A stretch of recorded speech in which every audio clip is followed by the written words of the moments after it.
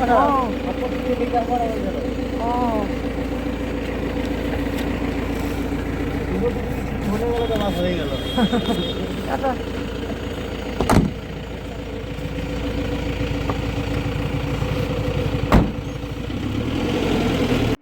সত্যি কফি মগের ওপর অ্যাডিক্টেড। আমার শ্বশুরবাড়ির প্রত্যেকটা মানুষই ছোট ছোট কাপে চা খেতে পছন্দ করে, আমি তার ঠিক উল্টো। যবে থেকে রান্নাঘরের দায়িত্ব মা আমাকে দিয়েছে তার পরের থেকেই আর কি, যখনই আমি কাপ টাপ কিনি, সে মেলা হোক কি অনলাইন হোক কি যাই হোক না কেন, তখন থেকেই আমি একটু বড় বড় কাপেই খেতে পছন্দ করি। আর এই কাপটা তো আমার খুবই প্রিয় একটা কাপ, ডবল গ্লাসের। দেখতে কি ভালো লাগছে না? প্রায় বছর দেড়েক পরে আমি এটাকে বার করলাম। এটাকে আমি কিনে না, ওই ডবল গ্লাস তো হাত থেকে যদি পড়ে টরে যায়, আমার হাত থেকে প্রচুর চিনেমাটির কাপ ভেঙেছে, কাচের কাপও ভেঙেছে।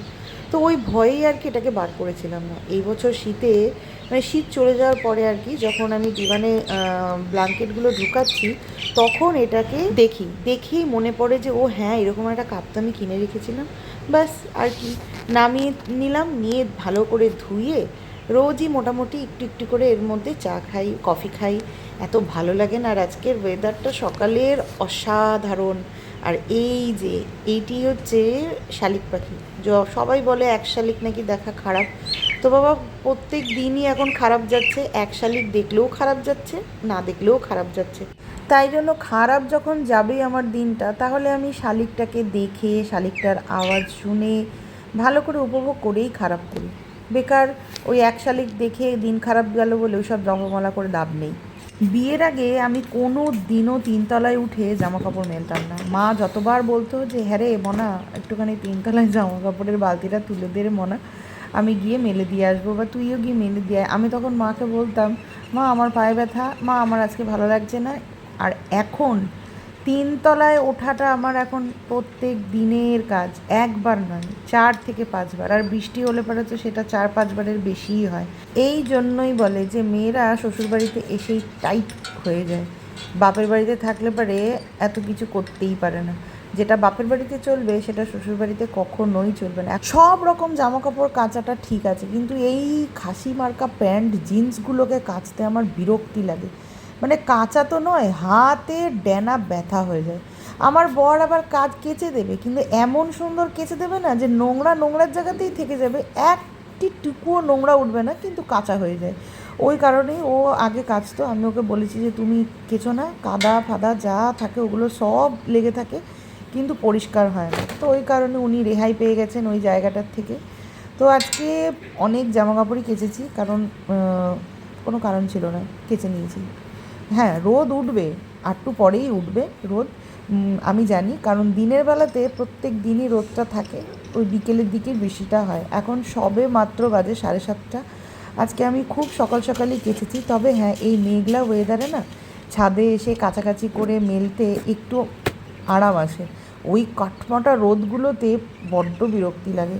বৃষ্টি না হলেও চলবে, এই রকম ওয়েদারটাই 3-4 দিন থাকুক না, বেশ লাগবে। বাড়ির সমস্ত রকমের কাজই মোটামুটি হচ্ছে প্রতিদিনই, কিন্তু আমার এই গাছ পরিচর্যাটা আর হচ্ছে না। গরমকালের কোনো গাছই এখনও অবধি এসে লাগাতে পারিনি, কবে লাগাবো জানি না। তবে হ্যাঁ, ইচ্ছে আছে, মনের ইচ্ছেটাই সব ইচ্ছে, কিন্তু মাঝে মাঝে মনটাও ধোকা দিয়ে দেয়, শরীরের সাথেও আর পেরে উঠি না, ইচ্ছেই করে না। তো যেই গাছগুলো আছে সেইগুলোতেই রোজ অল্প অল্প করে জল দিই, কিন্তু ব্যালকনির গাছগুলোতে না জল দেওয়াই হচ্ছিল না। কালকে এত ঝড় জল হয়েছে না, গোটা ব্যালকনিটা নোংরা হয়ে রয়েছে। তো ওইটাও পরিষ্কার হলো, তার সাথে সাথে গাছের জলগুলোও দেওয়া হলো। আজকে যেহেতু বৃহস্পতিবার ছিল, সেই জন্য পুজো টুজো দিয়ে উঠতে উঠতে না রান্নার দিকে আর ঝোঁক দিতে পারিনি।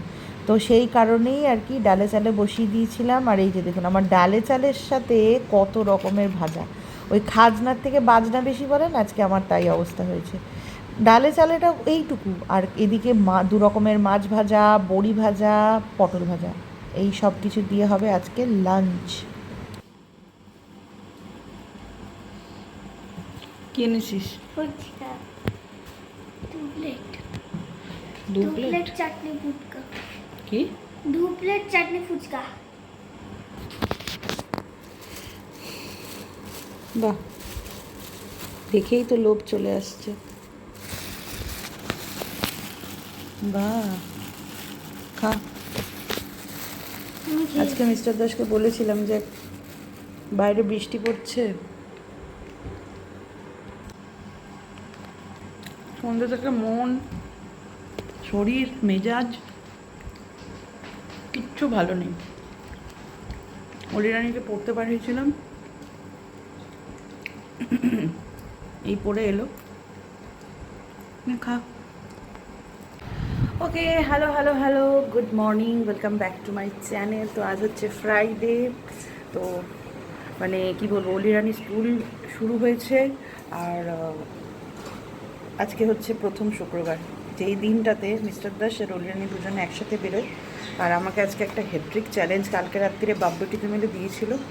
বাপ নেবে হচ্ছে রুটি বা পরোটা, আর অলিরানি নেবে হচ্ছে সুজি, তাও আবার ঝুড়ো ঝুড়ো সুজি।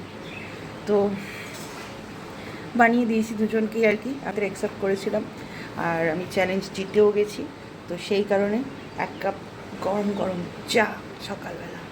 তো কালকে শরীরটা না খুব খারাপ লাগছিল, মানে খুব বলতে খুবই খারাপ লাগছিল, আর ভালোও লাগছিল না। একঘেয়ে সব কিছু, না কোনো জিনিসই একঘেয়ে ভালো লাগে না। মানে কালকে আমি পুরনো ব্লগ একটা দেখছিলাম আমারই, তো সেই ব্লগে দেখছিলাম যে ঘুরতে গেছিলাম আর কি, সেই ওই পার্কটাতে ঘুরতে গেলাম না দুর্গাপুরে সবাই মিলে, ওই ব্লগটা দেখছিলাম। তো ভাবছিলাম যে মানে একটা টাইমে কত ভালো মানে লাইফস্টাইল চলছিল আর কি। আর এখন এমন একটা সিচুয়েশান, না কোথাও ঘুরতে যেতে পারছি না, মানে বেরোলেই একটা মানে ভেতরে একটা মানে ভয় লাগছে আর কি, যে বেরোবো, বাড়িতে মা থাকবে বা মিস্টার দাসের ঘাড়ে দিয়ে যাব, ও বা কীভাবে হ্যান্ডেল করবে এই আর কি। মানে এখন পরিস্থিতি সিচুয়েশান এমন একটা জায়গায় চলছে যে মানে ইচ্ছে করলেও মন থেকে মানে ভালো লাগছে না, আবার মন থেকে যখন ইচ্ছে করছে তখন যাওয়ার পরিস্থিতি নেই। মানে এমন একটা অবস্থা, জানি না কবে সব ঠিকঠাক মতন হবে।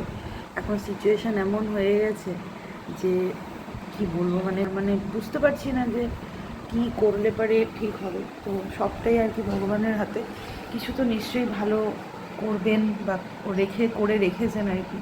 চিন্তা ভাবনা, তার চিন্তার সাথে আমাদের চিন্তার জাস্ট মানে কোনো লিঙ্ক নেই আর কি। এবছর ইচ্ছে ছিল মার্চ মাসে পপির ওখানে যাব, কারণ আগস্ট সেপ্টেম্বরের মধ্যে ওর পোস্টিং হয়ে যাবে। তো আমার খুব ইচ্ছে ছিল যে ওর ওখান থেকে 2 দিন ঘুরে আসবো, কারণ ও জবে থেকে আসামে শিফট হয়েছে। আমি যাব করতে করতে মানে এর আগেও একবার হলো যাব গত বছর আর কি, তখনও যেতে পারিনি, গত বছর সামার ভ্যাকেশানে। এইবারও তো সেম একই অবস্থা, আর জানি না কি হবে। তো সেই কারণে আর কি যেটাই ভাবি তার ঠিক উল্টোটাই হয়ে যায়, এক ভাবি আরেক হচ্ছে সব কিছুই আর কি। তারপরে আমি আপনাদেরকে বললাম যে বাবার শরীরটাও খারাপ, যে বাবাকে দেখতে যাব সেটাও পারছি না, মানে এই দিকে মিস্টার দাস একা হ্যান্ডেল করতে পারছেই না। আর মানে পুরো ঘেঁটে গেছে মানে চারিদিকটা আমার। কবে থেকে ভাবছি যে গেট রেডি শ্যুট করব, মানে অন্তত কিছু তো কন্টেন্ট দিই যেটাতে আপনারা একটুখানি ইয়ে করবেন, পাশে থাকবেন, সেই হিসেবেই আর কি বলছি। ভাবছি যে ট্রান্সফরমেশন লুকগুলো ক্রিয়েট করব, কিন্তু কিছুই ভালো লাগছে না আলটিমেট। সারাদিন পরে যখন বসি যে ধুর, মানে মন থেকে সেই মানে এনার্জিটাই মরে গেছে। তো সবটাই আর কি চুপচাপ বসে দেখা ছাড়া আর কিছু উপায় নেই, কারণ বেশি ভাবনা চিন্তা করলে পরে শরীর খারাপ করছে। কালকেই হয়েছে, গোটা দিনে মানে আংচাং মানে যেগুলো আর কি প্রয়োজন নেই সেগুলো ভেবেছি, যেগুলো অতিরিক্ত ভাবনা চিন্তা করতে করতে আমার নিজেরই আর কি পুরো আউট অফ মাইন্ড হয়ে গেছে। মানে সন্ধ্যের পরের থেকে আমার এত শরীর খারাপ লেগেছে যে আমি রাতের খাবারটা পর্যন্ত আমি কালকে খাইনি। হ্যাঁ, মানে ওদেরকে খিচুড়ি করেছিলাম, ওই খিচুড়িটাই ছিল।